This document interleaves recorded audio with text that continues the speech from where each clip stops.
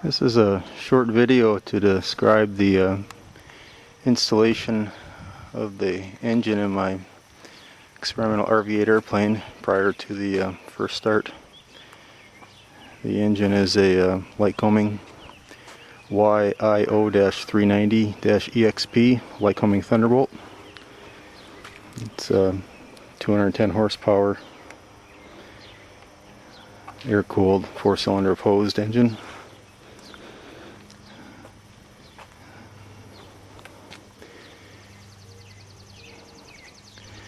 I have a dual light speed plasma 3 ignition system.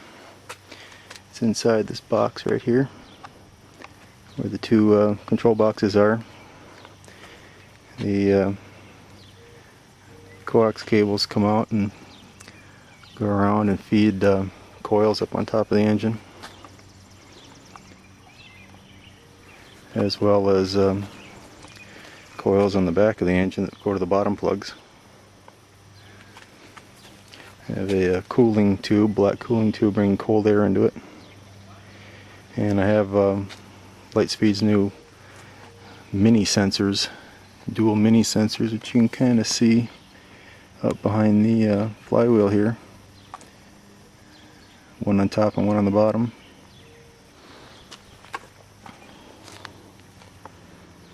A fuel system. The fuel comes out from the fuel selector in a high pressure pump and goes to that fuel sender right there. It gives it a fuel flow indication, and the fuel goes around up into the engine driven pump.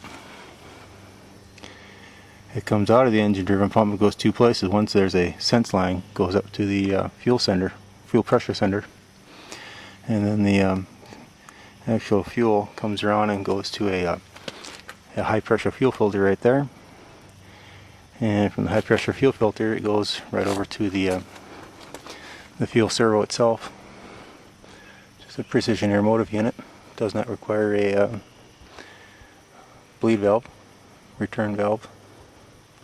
And then of course after it's metered, it goes up to the fuel splitter on top of the fuel injected engine and out to the four the nozzles. The induction system is just typical vans where they have a K&N filter, which gets the hopefully total pressure or the compressed area on top of the engine through the snorkel and feeds into the engine right there. The exhaust system is typical standard stainless steel system, 4:2.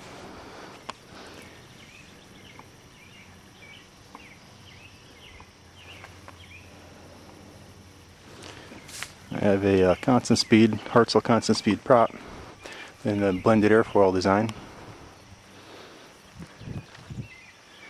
and a Woodward prop governor mounted on the back of the engine.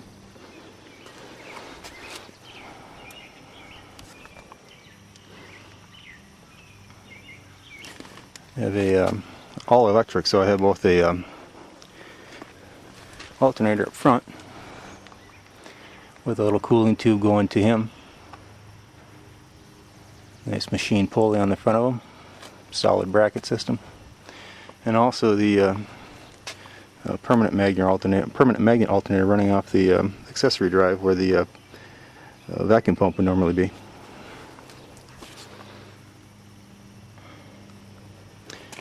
The air oil separator. I used to have an inverter system, but I got rid of that, and just a standard little air oil separator that van sells, going around the tube that goes on the side and make sure it doesn't freeze up. A sniffle tube coming out the bottom also, and also an overbleed for the overboard drain for the fuel pump in case the baffle diaphragm starts to leak. Oil cooler is a standard unit that van sells, and I installed a little oil cooler door and a heat muffler mounted on the exhaust system right there that brings heat to the interior of the cockpit. And standard baffle system works real well. And all these red cables here for my sensors for my AF Advanced Flight Systems AF 2500 brings all the EGTs and CHTs. The EGTs and CHTs are actually the brown and yellow wires there.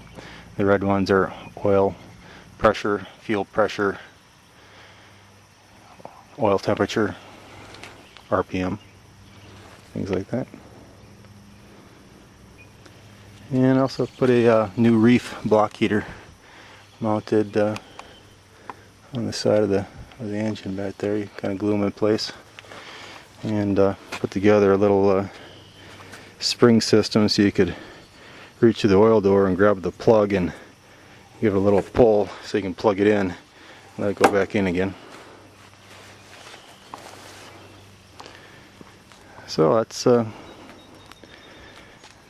installation of the new engine, and it's about to get started for the first time. It's fueled up, brake-in oil in it, and it's a big day.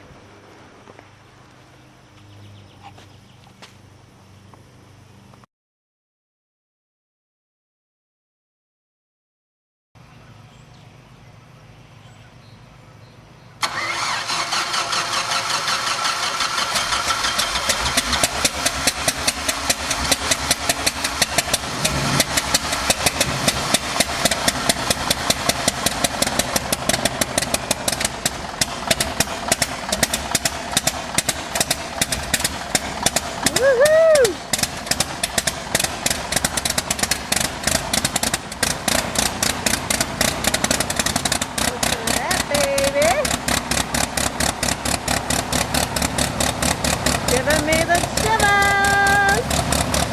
Looking good! Looking good!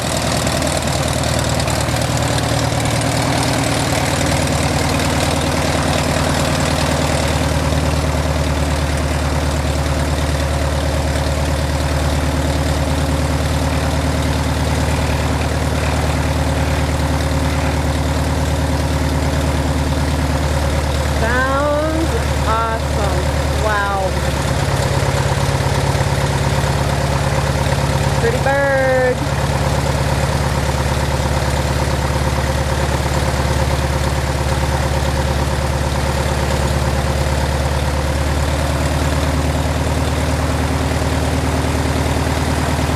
I think he's getting the RV grin. Looking good.